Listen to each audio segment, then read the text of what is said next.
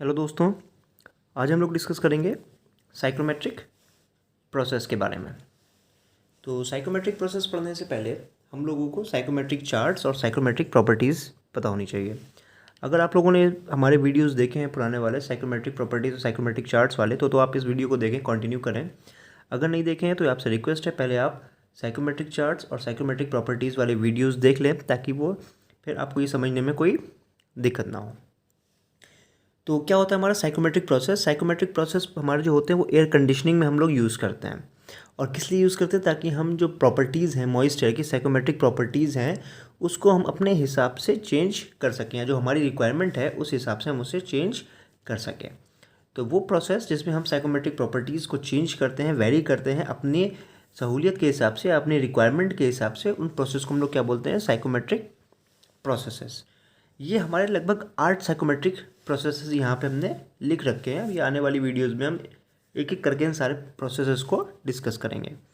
आज जो हम लोग डिस्कस करेंगे वो हम सेंसिबल हीटिंग और सेंसिबल कूलिंग को अपने इस वीडियो में डिस्कस करेंगे। कौन कौन से होते हैं ये? सेंसिबल हीटिंग होता है, sensible cooling, humidification, dehumidification, heating and humidifying, cooling and dehumidifying, cooling and humidifying, heating and dehumidifying. तो ये लगभग 8 प्रोसेसेस हैं जो हम लोग आने वाली अपनी वीडियोज़ में हम लोग डिस्कस करेंगे।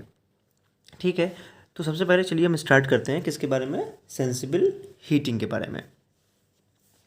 तो हीटिंग, जैसे आप लोगों को पता है कि भाई हीटिंग मतलब क्या होता है? किसी भी चीज़ को में हीट देना या फिर उसके टेम्परेचर को इंक्रीज़ करना। ठीक है, तो उसको हम लोग क्या बोलते हैं? हीटिंग बोलते हैं। कि हमें हीट दे रहे हैं और हीट दे के हम उसका टेम्परेचर इंक्रीज़ कर रहे हैं। तो देखिए, दो टाइप की हीट होती है, एक होती है सेंसिबल हीट और एक होती है लेटेंट हीट। तो जहाँ पर हम सिर्फ टेम्परेचर इंक्रीज़ करते हैं अपना, वहाँ पर जो हीट देते हैं उन लोग उससे क्या बोलते हैं? Sensible heat. तो सेंसिबल हीटिंग का यहाँ पे क्या मतलब है? जब अपना अगर हम साइकोमेट्रिक के हिसाब से सेंसिबल हीटिंग को समझें, तो सेंसिबल हीटिंग क्या होती है कि ये वो प्रोसेस होता है जिसमें हम मॉइस्ट एयर को हीट करते हैं उसकी ह्यूमिडिटी को कांस्टेंट रखते हुए। यानी कि मॉइस्चर को हम लोग हीट करेंगे, उसका ड्राइबल टेम्परेचर हम इंक्रीज़ करेंगे, मगर उसकी जो ह्यूमिडिटी है उसको हम क्या रखेंगे? कांस्टेंट रखेंगे। कैसे हम हीटिंग करते हैं? सपोज़ करिए ये आपकी एक हीटिंग कॉइल है। ठीक है, अब ये हीटिंग कॉइल में हमने क्या पास कराई है? स्टीम पास कराई है। और स्टीम का टेम्परेचर कितना है? Dribble temperature TD3। यहाँ से हमारी एयर एंटर हो रही है जो इस स्टीम के कॉइल के ऊपर से पास होके निकलेगी। एयर का जो टेम्परेचर है वो कितना है? TD1, dribble temperature 1। और जो एयर बाहर निकल रही है आउटलेट पे, उसका टेम्परेचर एयर का कितना है? TD2। ठीक है, तो इनलेट एयर का टेम्परेचर TD1 और आउटलेट पे जो एयर है उसका टेम्परेचर कितना है? TD2। और जो स्टीम का टेम्परेचर है उसका है TD3। तो हम लोग देख रहे हैं यहाँ पर कि एयर का टेम्परेचर TD1 से चेंज होकर बढ़ के TD2 हो रहा है। तो ये जो पूरा प्रोसेस है इसमें हम लोग क्या कर रहे हैं? साइकोमेट्रिक प्रोसेस कहलाएगा। इसमें हम इसको हीट कर रहे हैं, मगर हम इसकी जो स्पेसिफिक ह्यूमिडिटी है वो कांस्टेंट रख रहे हैं। मतलब कि जो वाटर वेपर का अमाउंट है ड्राई एयर में, उसको हम बिल्कुल भी चेंज नहीं कर रहे हैं, उसके साथ हम कोई छेड़छाड़ नहीं कर रहे हैं। तो चलिए अब इस प्रोसेस को अगर हम अपने साइकोमेट्रिक चार्ट पे प्लॉट करें तो वो कैसे होगा? तो जैसे लास्ट वीडियो में हम लोगों ने साइकोमेट्रिक चार्ट्स के बारे में डिस्कस किया था, इंट्रोडक्शन टू साइक्रोमेट्रिक चार्ट मैंने आपको बताया था कि एक्स एक्सिस पे क्या होता है आपका? ड्राइबल टेम्परेचर, और वाई एक्सिस पे क्या होती है आपकी? Specific humidity. और ये जो ऑरेंज कलर की लाइंस मैंने आपको यहाँ पे दिखा रहे हैं, ये हमारे रिलेटिव ह्यूमिडिटी की लाइंस है, जिसे हम 5 1 5 2 5 3 से रिप्रेजेंट कर रहे हैं। ये 20% है, 40%, 60%, इस तरीके से लाइन है। और ये जो लाइन है हमारी, ये सेचुरेशन की लाइन है। यहाँ पर रिलेटिव ह्यूमिडिटी हमारी 100% होती है। तो देखिए, सपोज करिए पहला पॉइंट आपका कहाँ पे था? ये पहला पॉइंट है हमारा, पॉइंट नंबर 1। यहाँ पर एयर की इनलेट हुई, तो यहाँ पे टेम्परेचर अगर देखें तो ड्राइबल टेम्परेचर यहाँ पे कितना है आपका? TD1। ठीक है, और यहाँ पर जो इंथैल्पी अगर हम मालूम करें, इंथैल्पी हमारी कितनी है? H1 इंथैल्पी, क्योंकि ये जो आपका स्केल है ये इंथैल्पी का स्केल है। तो यहाँ पर जो आपकी इंथैल्पी है, अगर हम कैसे फाइंड आउट करेंगे? यहाँ पे स्केल लग के आप इंक्लाइन लाइन इसके हिसाब से बनाएंगे, परपेंडिकुलर लाइन जो यहाँ पर कट करेगी उसको इंथैल्पी यहाँ पर हमें मिल जाएगी H1। इसी तरीके से ये हमारी जो थर्ड वाली एयर आ रही है, जो स्टीम थी उसकी टेम्परेचर कितना था आपका? देखिए TD3, और उसकी रिलेटिव ह्यूमिडिटी कितनी थी? 5 3। जब ये एयर इस पर से पास होके गई तो कितने टेम्परेचर पे निकली? TD2 पे। तो यहाँ पर से सीधी सीधी लाइन हम आगे लेके जाएंगे, और ये वाला जो पॉइंट मिलेगा हमें, वो टेम्परेचर क्या मिल जाएगा हमारा? TD2 का। सीधी स्ट्रेट लाइन क्यों लेके गए? क्योंकि ये सेंसिबल हीटिंग है, और सेंसिबल हीटिंग में हमें ह्यूमिडिटी कांस्टेंट रखनी होती है। तो अगर आप यहाँ पर देखें तो ओमेगा 1 की जो वैल्यू है वो ओमेगा 2 के बराबर है। ठीक है, तो ह्यूमिडिटी हमारी क्या रही, कांस्टेंट रही, मगर टेम्परेचर जो था हमारा TD1 से इंक्रीज़ होकर कितना हो गया, TD2, और उसके साथ साथ इंथैल्पी भी हमारी H1 से इंक्रीज़ होकर कितनी हो गई, H2। अच्छा, एक बात यहाँ पर ये कही जा सकती है कि सर जब हमारा इसका टेम्परेचर, हीटिंग कॉइल का टेम्परेचर TD3 था, तो जो एयर आउटलेट पे आ रही है उसका टेम्परेचर TD2 ना हो के TD3 क्यों नहीं है।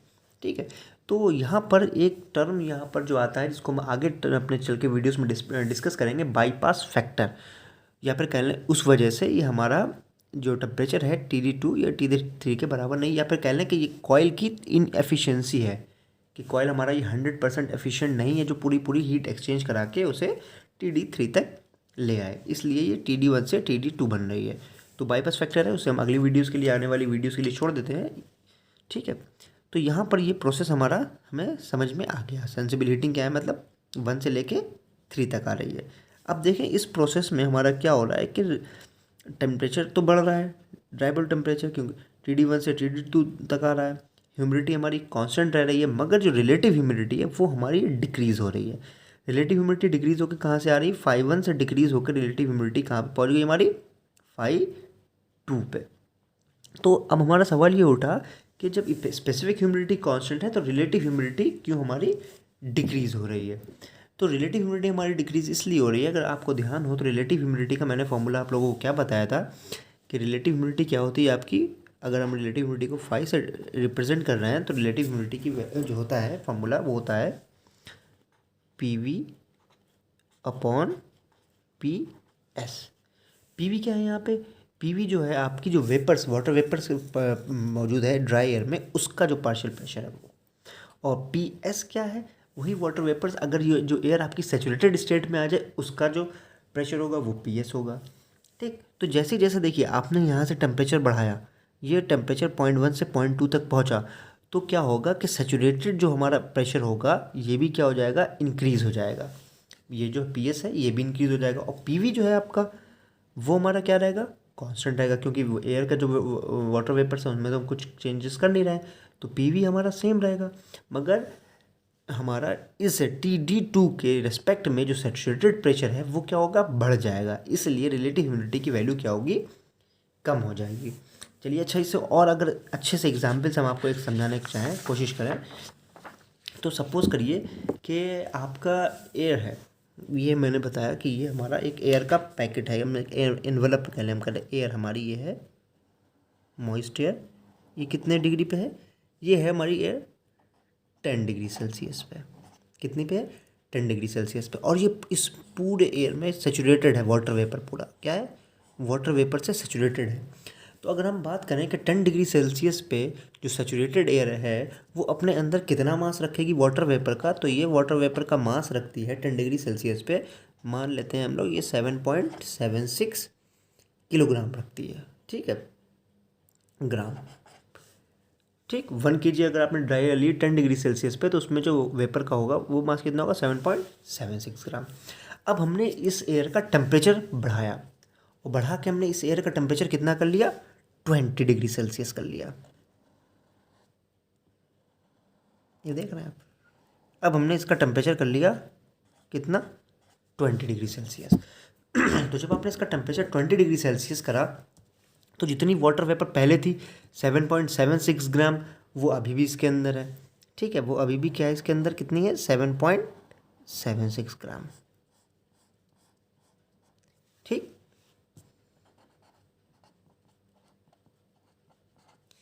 मगर सेचुरेटेड स्टेट में 20 डिग्री सेल्सियस के सेचुरेटेड स्टेट में ये कितनी वेपर अपने अंदर रख सकती है 20 डिग्री पे, 14.85, कितनी रख सकती है, 14.85। तो देखिए अगर हम, तो अगर अब 5 की आप वैल्यू निकालें तो 5 क्या होगा, MV अपॉन MS, 7.76 अपॉन 14.85। यहाँ पे देखिए सेचुरेशन स्टेट थी तो रिलेटिव ह्यूमिडिटी 5 कितनी थी आपकी, 100%, और यहाँ पे जब आप इसे फाइंड आउट करेंगे तो ये निकल के आएगा 0.52, और परसेंटेज में जब आप इसे कन्वर्ट करेंगे तो 52% देगा। तो टेम्परेचर आपने जब इनका इंक्रीज़ करा 10 से 20 डिग्री सेल्सियस पे लेकर आया और ह्यूमिडिटी को कोई चेंज नहीं करा वाटर वेपर्स का, तो रिलेटिव ह्यूमिडिटी क्या होगी, अपने आप कम हो गई। अब इसी तरीके से अगर आप इसे और हीटअप कर दें और ज़्यादा टेम्परेचर पे ले आए, अभी 20 डिग्री सेल्सियस पे थी, अब आप इसे कितने पे ले आए, मान लेते हैं 30 डिग्री सेल्सियस पे ले आए।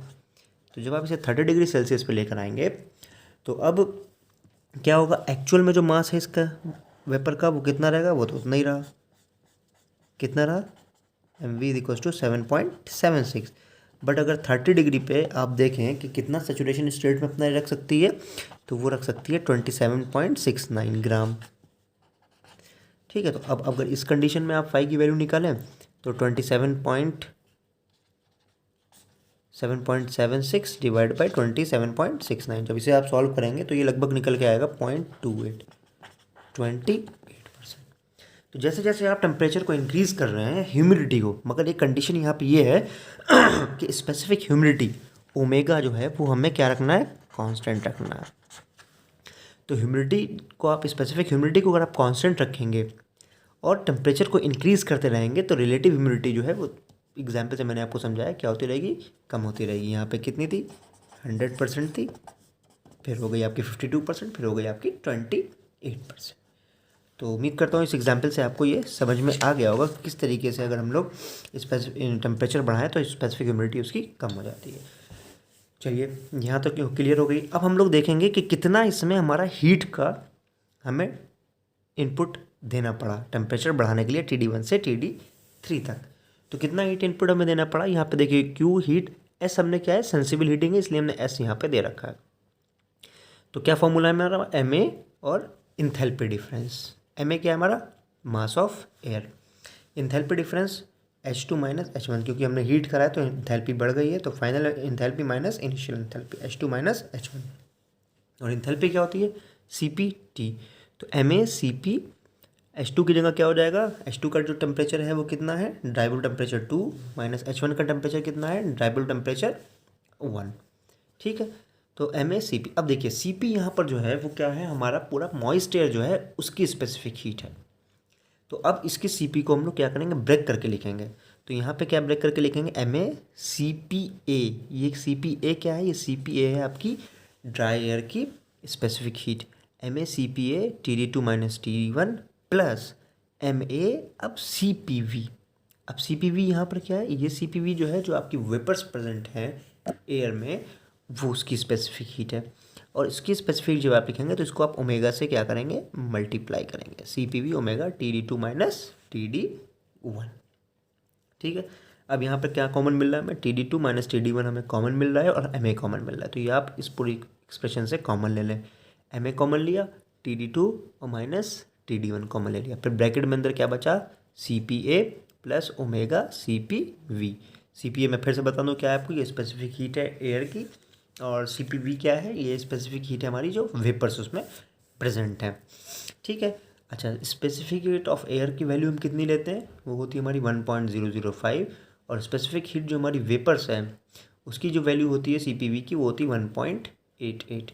तो MA 1.005 plus 1.88 omega TD2 - TD1, ये आपकी क्या हो गई, इंथैल्पी की वैल्यू हो गई, किसकी, सॉरी इंथैल्पी कह रही, हीट की, सेंसिबल हीट की ये वैल्यू हो गई। अच्छा यहाँ पर जो टर्म मैंने आपको लिखा CPA प्लस ओमेगा CPV, ये जो टर्म है आपका, इसको हम लोग क्या बोलते हैं, इसको हम लोग स्पेसिफिक ह्यूमिड हीट भी बोलते हैं, स्पेसिफिक ह्यूमिड हीट।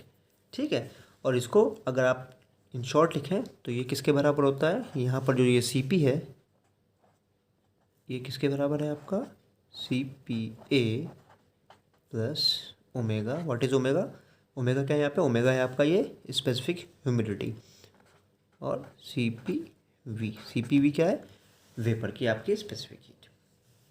तो ये हो गई आपका सेंसिबल हीटिंग। चलिए अब सेंसिबल कूलिंग को अगर हम समझें तो सेंसिबल हीटिंग का जस्ट अपोजिट जो है वो क्या है, सेंसिबल कूलिंग। यहाँ पर जो हमारा हीटिंग कॉइल की जगह हम क्या लगा देंगे, कूलिंग कॉइल लगा देंगे, और जो एयर का जो आउटलेट का टेम्परेचर होगा वो एयर के इनलेट के टेम्परेचर से क्या होगा, कम होगा। तो एयर का इनलेट का टेम्परेचर TD1, एयर के आउटलेट का टेम्परेचर TD2, और जो रेफ्रिजरेंट आपने यहाँ से भेजा है इसी कूलिंग कॉइल के अंदर से, इसका जो हम टेम्परेचर मान लेते हैं, मैंने यहाँ लिखा नहीं है, इसका जो टेम्परेचर होगा वो कितना होगा आपका, कूलिंग कॉइल का कह लेते हैं टेम्परेचर होगा ये TD3। ठीक है, तो अब एयर पहला पॉइंट, ये पॉइंट हमें मिल गया, मान लेते हैं इस पॉइंट पे इसकी रिलेटिव ह्यूमिडिटी कितनी है, phi 1 है, तो TD1। ठीक, phi 2 phi 3 हमने रिलेटिव ह्यूमिडिटी की लाइंस बनाई। स्पेसिफिक, अब इसमें भी जैसे सेंसिबल कूलिंग है तो हमें क्या रखना होगी, ह्यूमिडिटी को कांस्टेंट रखते हुए उसको हीट अप करना होगा, और जब कूल करना होगा स्पेसिफिक ह्यूमिडिटी को कांस्टेंट रखते हुए। और जब ह्यूमिडिटी को आप कांस्टेंट यानी कि सेम रखते हुए उसे कूल करेंगे तो क्या होगा, टेम्परेचर उसका कम हो जाएगा। ठीक है, तो यहाँ पे जो रेफ्रिजरेंट का टेम्परेचर होगा वो मिनिमम होगा, कम होगा, और जब ये एयर उसके कांटेक्ट में आएगी तो उसका टेम्परेचर कितना हो जाएगा, TD2। तो TD2, अब यहाँ पर भी वही कंडीशन है हमारी कि होना क्या चाहिए था कि जब इसका TD3 है और ये इसका टेम्परेचर, एयर का आउटलेट का टेम्परेचर भी TD3 होना चाहिए था, मगर क्योंकि हमारा इनएफिशिएंसी की वजह से, कि इसकी कूलिंग कॉइल की वजह से ये TD2 है। ठीक है, तो ये हमारा टेम्परेचर कितना हुआ, TD2 हुआ। अब इसकी भी इंथैल्पी कितनी होगी, इंथैल्पी वाले स्केल से देखेंगे, इसकी enthalpy H1, enthalpy H2, enthalpy H3। अच्छा, अब यहाँ पर आप देखें तो जैसे कि कूलिंग में मैंने अभी आपको हीटिंग में मैंने अभी आपको समझाया कि जैसे जैसे आप हीट करेंगे तो रिलेटिव ह्यूमिडिटी, इस एग्जांपल से मैंने आपको समझाया जैसे जैसे आप हीट करेंगे तो रिलेटिव ह्यूमिडिटी क्या होगी, बढ़ेगी। अब कूलिंग को अगर आप समझें तो कूलिंग का जैसे इसका आप अपोजिट कर दें इधर से। ठीक, तो जैसे जैसे आप हीट करेंगे तो रिलेटिव ह्यूमिडिटी क्या होगी, अब आपकी बढ़ेगी। ठीक है, हीटिंग में क्या हो रही थी, रिलेटिव ह्यूमिडिटी कम हो रही थी, पहले देख रहे थे 100% थी, पर 52% हुई, 28% हुई। अब इसी को आप यहीं पर से आप इसे ठंडा करना शुरू कर दिए। 30 डिग्री पे ह्यूमिडिटी, रिलेटिव ह्यूमिडिटी 28%, आप इसे ठंडा करके 20 डिग्री सेल्सियस पे ले आए तो रिलेटिव ह्यूमिडिटी हो गई 52%। आप इस 20 डिग्री सेल्सियस को ठंडा करके 10 डिग्री सेल्सियस पे ले आए तो रिलेटिव ह्यूमिडिटी हो गई आपकी 100%। ठीक है, तो ये देखिए रिलेटिव ह्यूमिडिटी बढ़ती चली जा रही है phi 1 से phi 2 से phi 3 तक, मगर हमारा सेकंड पॉइंट में कहाँ मिलेगा, इस phi 2 पे। और ये लाइन हॉरिजेंटल होगी, क्यों हॉरिजेंटल होगी, क्योंकि स्पेसिफिक ह्यूमिडिटी को हमें क्या रखना है, कांस्टेंट रखना है, ω1 इक्वल्स टू ω2 इक्वल्स टू ω3। ठीक है, तो अगर आप इसकी कूलिंग की हीट निकालना चाहें सेंसिबल कूलिंग की, तो सेम बिल्कुल हीटिंग की तरह ही QS equals to MA H1 minus H2। ठीक है, इसकी इंथैल्पी ज़्यादा है, H1 पॉइंट की इंथैल्पी ज़्यादा है, H2 की इंथैल्पी कम है, तो H1 minus H2, MACP TD1 minus TD2, और CP यहाँ पे क्या है, ह्यूमिड स्पेसिफिक हीट। तो यहाँ पर ये तो हमारा सेंसिबल हीटिंग और सेंसिबल कूलिंग आपको प्रोसेस समझ में आ गया। अच्छा, अब अगर हम देखें कि इसका हमारा यूज़ क्या है, ठीक है, सेंसिबल हीटिंग सेंसिबल कूलिंग का न्यूमेरिकली या फिर प्रैक्टिकली क्या हमारा यूज़ है, तो प्रैक्टिकली यूज़ का होता है एयर कंडीशनिंग पर्पज़ में। अब कैसे है, चलिए मैं आपको जल्दी से इसका समझाता हूँ कि आपका यहाँ पर जो हीटिंग का फॉर्मूला है वो क्या है, MACP डेल्टा T, जो हमारा हीट का फॉर्मूला होता है। अब आप मान लेते हैं कि यहाँ पर MA की जगह पे अब आपका मास फ्लो रेट हम कंसीडर कर रहे हैं। MA के ऊपर जो डॉट है इसका मतलब क्या है, ये आपका क्या शो कर रहा है, मास फ्लो रेट, ये MA.CP डेल्टा T। ठीक, अब जब मास फ्लो रेट हो गया तो यहाँ पर जो फॉर्मूला आएगा इसका किलो जूल पर मिनट की, इतनी हीट जो है वो एयर कंडीशनिंग में क्या हो रही है, वहाँ से एक्सट्रैक्ट की जा रही है। ठीक, अब अगर मास फ्लो रेट को अगर आप देखें तो कैसे लिख सकते हैं, volume flow rate multiply by density. ये क्या है, वॉल्यूम फ्लो रेट ऑफ, अब काहे का फ्लो रेट, एयर जो फ्लो हो रही है, और काहे में इसकी यूनिट है मीटर क्यूब पर मिनट में। तो QS equals to volume flow rate density CP delta T। अब यहाँ पर अगर आप देखें तो डेंसिटी जो होती है एयर की वो कितनी हमने ली है, 1.2 kg पर मिनट, काहे के लिए, ड्राई एयर की, DA या क्या है, ये ड्राई एयर है। ठीक है, जो CP होती है ड्राई एयर की वो कितनी ली हमने, 1.0216 किलो जूल पर kg केल्विन, काहे की, ये भी ड्राई एयर की है। अच्छा, ये कब ली हमने ये वैल्यूज हमने तब ली, हमने मान लिया कि एयर जो है हमारी स्टैंडर्ड एयर है। स्टैंडर्ड हमने क्या लेते हैं, हम जब भी कैलकुलेशंस करते हैं एयर कंडीशनिंग की तो उसमें स्टैंडर्ड क्या मानते हैं कि एयर का टेम्परेचर कितना है, 20 डिग्री सेल्सियस, और रिलेटिव ह्यूमिडिटी कितनी है उसकी, 50 डिग्री सेल्सियस। तो उस पर वैल्यूज़ हमने इतनी ले ली। ठीक है, तो QS इक्वल्स टू कितना आ गया, ये वॉल्यूम फ्लो रेट, डेंसिटी की वैल्यू 1.2, CP की value 1.0216 into delta T kilo joule पर मिनट। अब आप क्या करें, अब देखिए वॉल्यूम फ्लो रेट की वैल्यू थी मीटर क्यूब पर मिनट में, अब आप इसे मीटर क्यूब पर सेकंड में कन्वर्ट करना है, तो जब मिनट को सेकंड में कन्वर्ट करेंगे तो 60 से डिवाइड कर देंगे, और तो ये जो फॉर्मूला आपका यूनिट थी किलो जूल पर मिनट की, क्या बन गई, किलो जूल पर सेकेंड, और किलो जूल पर सेकेंड को हम लोग क्या बोलते हैं, किलो वाट।